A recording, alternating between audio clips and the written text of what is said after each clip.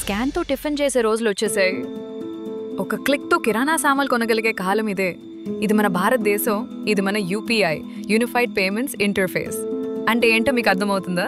ఇప్పుడే మీరు చూసిన దుకాణం, మీ ఇంటి పక్కన ఉన్న పాన్ షాప్, ఆ టిఫిన్ సెంటర్, ఆ బిల్డర్, ఆ బస్ ట్రావెల్స్ అందరూ యూపీఐ వాడుతున్నారంటే ఒక్క రోజులో దేశమంతటా 6.4 కోట్ల యూపీఐ పేమెంట్లు జరుగుతున్నాయంటే అదో రికార్డ్ కదా.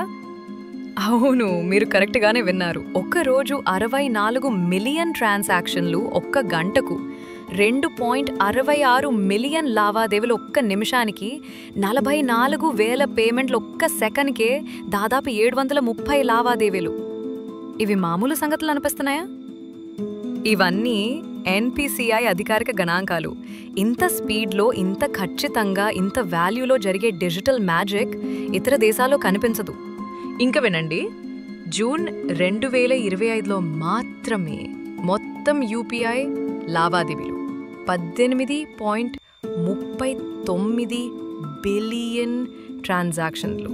వాటి మొత్తం విలువ రూపాయలు 24 లక్షల కోట్లకు పైగా. ఇది గత ఏడాదితో పోల్చితే 32% వృద్ధి.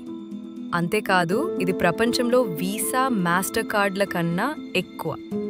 అంటే మన భారత్ టెక్ పవర్ ప్రపంచాన్ని ఏలుతోంది. ఇప్పుడు మన యూపీఐ సేవలు అమెరికాలో పేపాల్ వరల్డ్ ద్వారా అంతర్జాతీయంగా విస్తరిస్తున్నాయి. సింగపూర్తో పేనౌ లింకేజ్ వల్ల మన వాళ్లకు విదేశాల్లోనూ భారత బ్యాంక్ ఖాతాల నుండి డబ్బు పంపడం సులభమైంది. అయితే ఆర్బీఐ గవర్నర్ సంజయ్ మాల్హోత్రా గారు ఒక ముఖ్యమైన వ్యాఖ్య చేశారు. ఈ వృద్ధికి పునాది ఉండాలంటే సుస్థిర ఆర్థిక మద్దతు అవసరం అని చెప్పారు.